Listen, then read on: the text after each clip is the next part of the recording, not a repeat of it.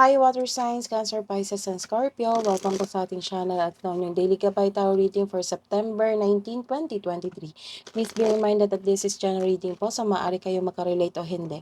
Just take what resonates. Gamitin ang reading na ito bilang gabay lamang.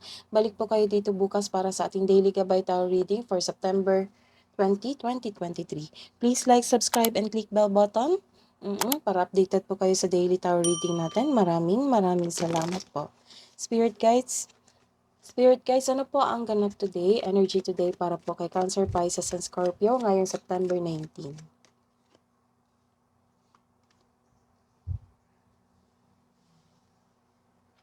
So, you are guarded. You are guarded. Ayaw mo nang masaktan. Nag-iisip ka, pero alam mo yung mga nangyayari sa surroundings mo. Basta you are guarded. Ayaw mo nang masaktan. Nagkaroon ka ng defensive. Defensive mode. Ayaw mo nang masaktan talaga. Kinokontrol mo yung emotion mo. So, this is a reverse card. Nagkaroon pa kayo ng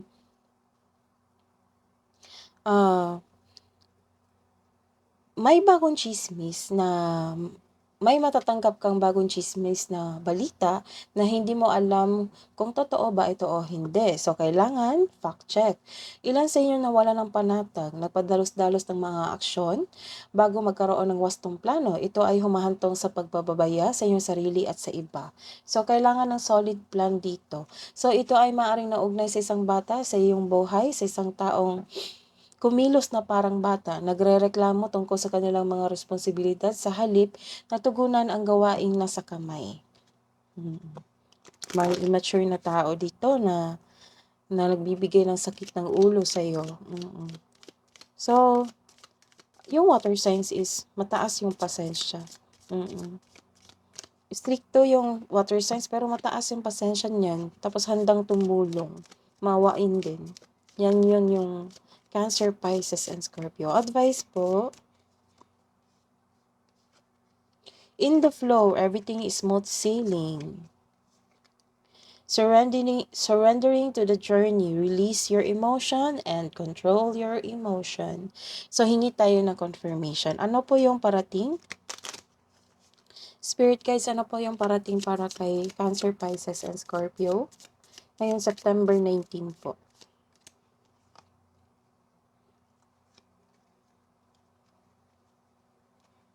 So, this is nagkaroon ng enlightenment. Siguro, this past few days, nagkaroon kayo ng over-analyzing the situation, hindi kayo gaano makatulog. So, na-enlighten na kayo ngayon. So, some of you nagkaroon ng separation sa isang bagay, sa isang tao. Oo. Some of you nagtatrabaho sa isang under government o ang inyong kapareha. So, nagkaroon din kayo ng structure dito. Ang ilan sa inyo nagpapatayo ng bahay. So, you are guarded. Oo. This is a confirmation that you are guarded. So, connected ito sa inyong first card. You are guarded. Ayaw mo nang masaktan. So, yun po. Next is the stars. This is may message ang universe sa inyo.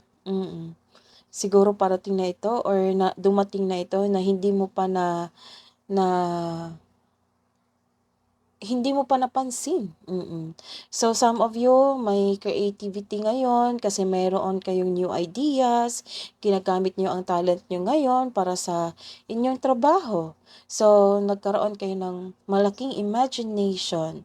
Oo. So, some of you, nagkaroon ng hope, clarity, and inspiration sa inyong mga gawain ngayon. So, being inspired or seeking one's goal. Para to sa inyong career. So, let's see your career and money. May celebration na maganap sa inyong career ngayon. This is a recognition from your boss, from your company, from your coworker. Nagtanggumpay ang inyong project kasi naka-line up ito sa passion nyo. Oo, forte nyo po ito yung trabaho nyo. So, nagkaroon kayo ng celebration, nag-anniversary kayo sa isang kumpanya. Oo. Um, nagkaroon ng celebration ngayon dahil sa isang achievement, fulfillment sa isang proyekto. Dahil sa proyekto na ito natapos, nagkaroon kayo before ng this past few days ng hindi maayos na pagkatulog. Kasi nagkaroon kasi ng overwork eh.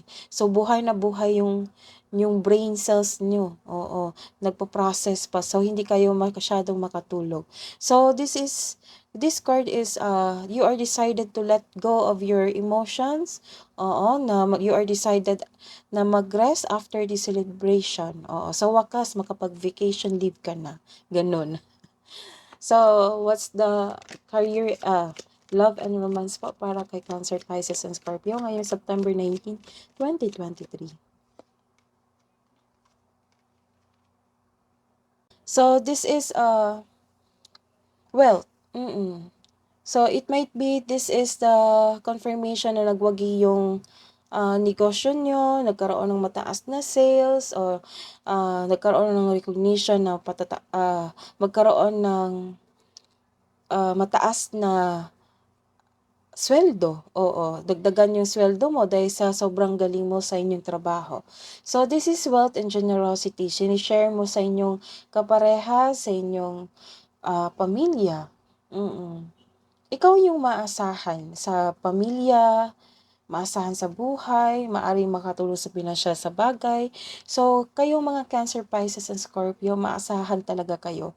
Kasi matulungin kayo, masipag sa trabaho, oo, madali rin maawa. Madali rin kayo maawa sa isang tao, lalo na sa mga malalapit sa iyo. Kung may humihingi ng tulong sa inyo, maawa kayo. Kahit nagtanggi na kayo, pero deep inside, sa kabila ng lahat, iniisip mo, kawawa naman yun, tulungan ko na, ganon. Yun yung ugali nyo. Sige, comment down kung naka-resonate kayo.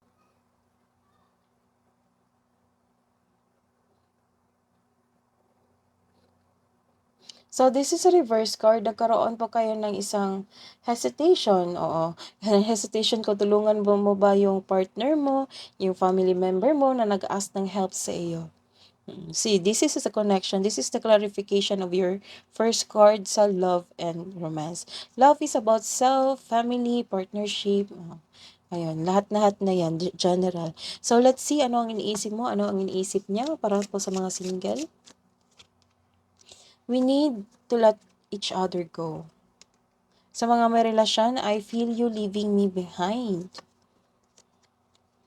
So, may nakikita akong insecurity dito. It might be your partner ito kasi mataas na yung achievement mo and yung achievement mo sa buhay. Mas malakas kang kumita ng pera. Ganon. Yun yung nakita ko. So, the advice from universe, commit to self-care rituals. Oo. Some of you nag-rituals dito, beauty application sa mga mukha nila, sa body nila. So, sa mga may relasyon, bond. Kulang lang kayo ng bond. Kulang lang kayo ng time sa isa't isa. Kasi nga, sobra kayong busy dito. So, nag-decide ka naman dito na magkaroon ng vacation leave. So, maybe it's time na mag-vacation leave ka and mag-outing kayo ng inyong kapareha or inyong pamilya. So, what's the love advice po para sa Cancer, Pisces, and Scorpio ngayong September 19? Let there be closeness between you, but always give each other space. Love never claims, it simply allows and gives. So, ano po yung kabuang message nyo po, advice nyo po, spirit guides, para po kay water signs? Be bold and make the first move. Message from Archangel Christine, accept the Christ light, act with wisdom and loving compassion. That is your reading today, water signs. Balik po kayo dito bukas. Please like, subscribe, and click bell button para po updated po kayo sa daily tarot reading natin. Maraming salamat po.